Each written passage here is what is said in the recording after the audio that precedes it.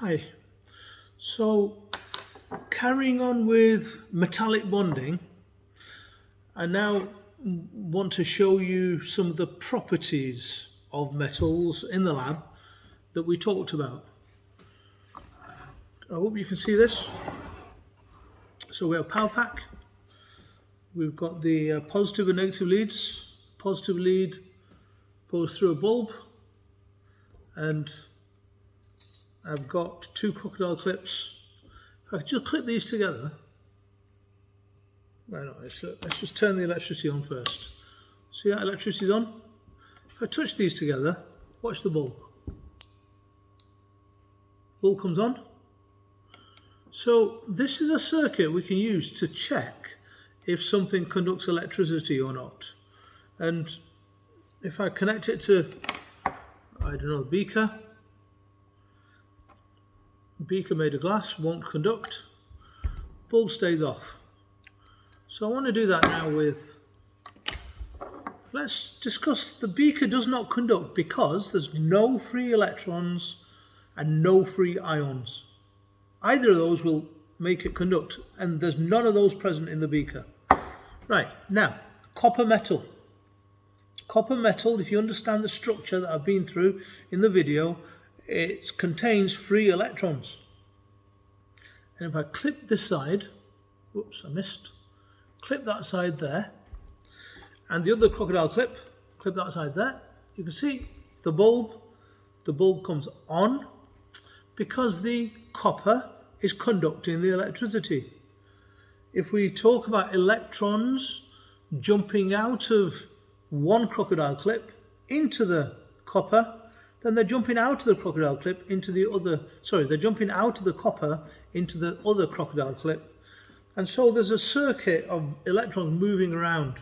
And as they move through the bulb is on. Now, if you create a break in the circuit there where electrons can't flow, then there's no flow overall and the bulb stays off. One point I did make is it is not the electrons that carry charge. The electrons, the moving electrons are the charge. The moving electrons are the current. So I can do this with a few metals if you want. I've got iron, an iron nail. Iron nail here. Same thing. Clip one end, clip the other end of the nail. And if there are free electrons, then they should conduct. There, bulb comes on. What other metal? I've got zinc here. Now, that is a lump of zinc. Same thing. The iron nail is iron. The zinc lump is zinc.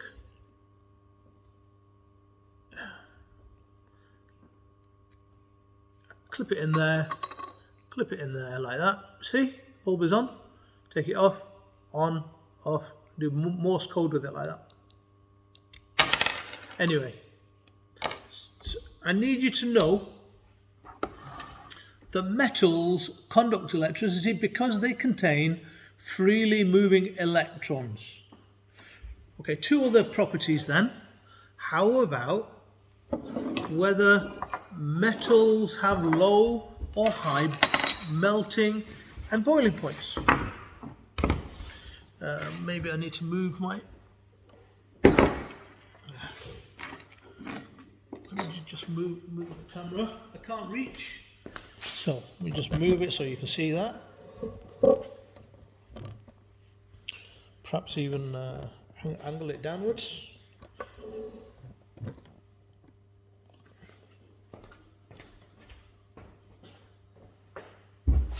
Okay, so if I get the iron nail there with some tongs, put a roaring flame on the Bunsen burner there, and put the iron nail in the roaring flame, then the roaring flame is about 450 degrees hot, and the nail will get to about 450 degrees hot. And let's see if we can melt it. And I don't think we'll be able to melt it. I think what we see is there's a change of colour but that change of colour is often due to reaction with the oxygen that's in the air. So metals often will react with oxygen in the air. You see now the nail is getting to red hot. It's glowing red hot. Glowing red hot, I don't know if you can see that. Glowing red hot, but it's not melting. It's not melting because the temperature is not hot enough to get it melting. You need, like, I think about 1,500 degrees before iron will start to melt. So we can get it red hot, but it's not melting.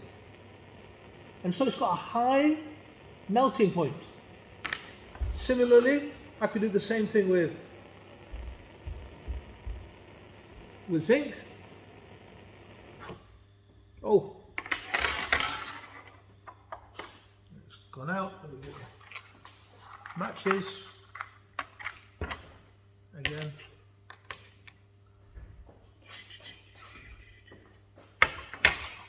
Turn the gas on, light it. Sorry, I kind of blew it out. We've got a metal here, zinc. Same thing. We can hold it and we can get it hot and it won't melt, because metals have high melting and boiling temperatures. The reason for high melting and boiling temperatures is that the ions, the positive ions attracting electrons, those metallic bonds, the ions, electrons, attractions are strong.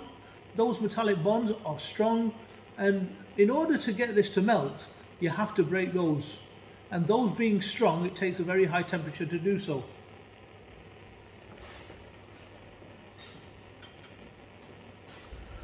Right, so I want to show you this copper, but you will see a change here. Really, I want you to know that metals have high melting and boiling temperatures, which you'll see when I heat this, you'll see. But this changes colour. It changes from being copper colour to being black. And that's famous, that's a famous reaction.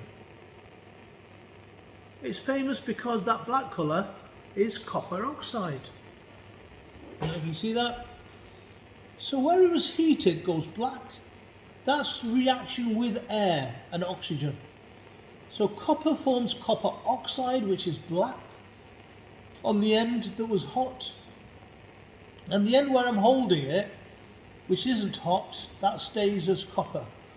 But even if I get it really, really hot, I can't get it to melt. Look, it's glowing red hot there. It's glowing red hot. And it's not melting. Still solid.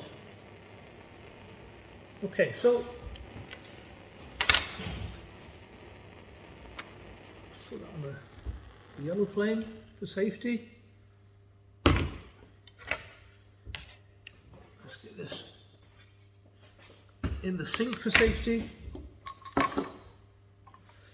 So there's just one more thing left I said I would demonstrate, which is solubility in water. Now, I've got a beaker here. Let's get some water.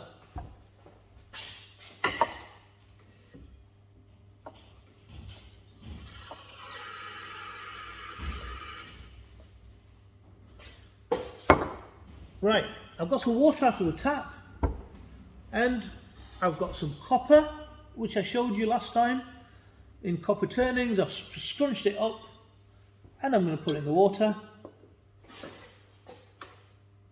and it doesn't react. It doesn't dissolve, it doesn't react, it sits there. Now, I'd like to do this with perhaps the iron nail. The iron nail here, look, that won't react either. But we know that the iron nail reacts. We know it will rust. In there it will rust. If I leave it, it will rust. And in future demonstrations, when we're doing oxidation and reduction, we'll show you rusting. And we'll show you iron nails rusting. But in the course of a period, the rusting happens just a tiny bit, and it's not enough for you to visually see. So it will look for the period as though there's no reaction, but iron is reacting. The reaction is very, very, very, very slow. You know rusting is slow, and that's what's happening. It's reacting, but the reaction is very slow. Now let's pick a metal that reacts faster than that.